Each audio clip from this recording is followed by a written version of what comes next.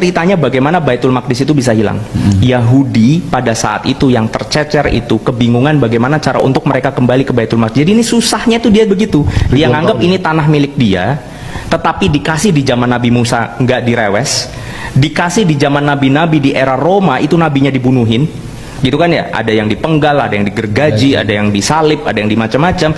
Nah sekarang kepengen balik ke situ. Yahudi nggak punya tenaga, Yahudi nggak punya uang, maka dia menggunakan kekuatan Nasrani yaitu Katolik atau Roma untuk kemudian menunggangi mereka. Master plan-nya itu dua orang. Ini yang penting untuk kalian catat. Satu namanya Theodore Herzl, yang satu namanya Lord Rothschild. Satu orang otaknya nggak karuan cerdas, yang satunya duitnya nggak kehitung jumlahnya. Dua orang ini gabung, misinya cuma satu, ngambil tanah itu. Dimana ketika mereka itu hidup, tanah itu milik kekhilafahan Islam di bawah Utsmani. Paling ceritanya paling kentara waktu kalian belajar Sultan Abdul Hamid II. Jadi nanti cek aja Sultan Abdul Hamid II itu Yahudi datang bilang sama Khalifah, wahai Khalifah, bolehkah aku mengambil membeli tanah itu? Kata Khalifah, enggak bisa, ini tanah punya muslimin, kita mendapatkannya dengan cara menyiraminya dengan darah-darah para syuhada, kamu nggak boleh masuk ke situ. Kalau kamu mau numpang boleh, tapi kalau kamu mau beli enggak. Nah kemudian karena dibeli nggak bisa, maka Yahudi mikir, oke, gimana caranya biar mau dibeli? Dibikin bangkrut. Di sanalah mereka memasukkan paham-paham sekulerisme. Dari sekulerisme masuklah ke pemerintahan sekuler dengan demokrasinya. Dari sana bisa disuntikkanlah sistem-sistem yang ada, termasuk sistem kapitalisme. Dari sistem kapitalisme dan bank-bank milik mereka, Utsmani hutang ke Inggris kurang lebih 200 juta pound sterling. Karena lagi miskin-miskinnya Utsmani lagi punya hutang sama Inggris, datang lagi, minta lagi itu Herzl ke kekhilafan Islam, ke Abdul Hamid, Sultan atau Khalifah, boleh nggak aku beli sekarang? Kata Khalifah, nggak boleh. Kenapa? Karena tanah ini punya muslimin, nanti aja kalau kekhilafan nggak ada, kamu mau ambil juga boleh. Di situ malah dapat ide, oke, kalau dibeli nggak boleh, dibikin miskin, dibeli lagi nggak boleh, berarti memang harus direbut paksa.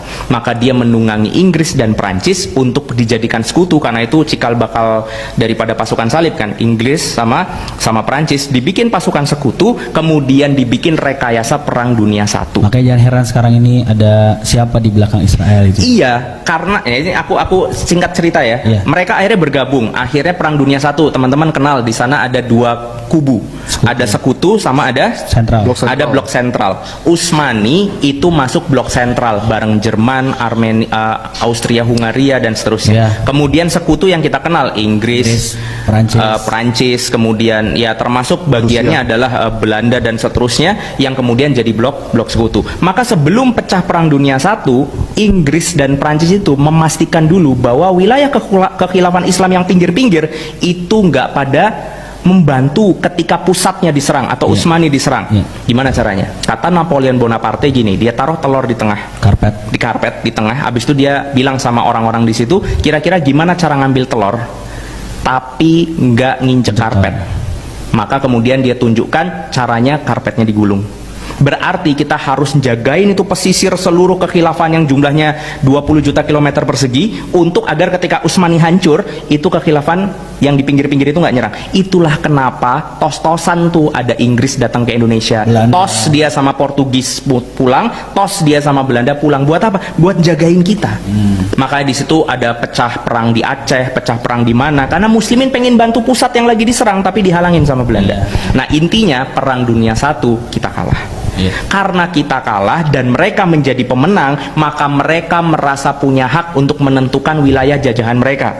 Maka biar legal, mereka bikin RT dunia, namanya LBB, Liga Bangsa-Bangsa. Di Liga Bangsa-Bangsa itulah mereka membuat perjanjian, ada perjanjian Balfour, ada perjanjian Sykes-Picot, ada macam-macam di sana untuk membelah wilayah-wilayah muslimin. Makanya nanti kalian cek, seluruh negara mayoritas muslim pasti lahirnya setelah Perang Dunia I. Lahirnya pasti setelah Perang Dunia I. Dan khususon negara-negara yang ada di Timur Tengah, itu bentuk teritorinya gak masuk akal sama sekali. Kalian tahu Mesir? Itu bisa lurus gini nih, siku. Gitu kan ya? Karena mereka memang bikin pakai busur sama penggaris yang mereka punya. Mereka belah-belah seperti kalimat Rasulullah bahwa nanti akan ada suatu saat di mana orang-orang memperebutkan kita seperti orang lapar memperebutkan makanan. Apa karena jumlah kita sedikit ya Rasulullah? Enggak. Jumlah kalian banyak tapi kalian seperti buih di lautan.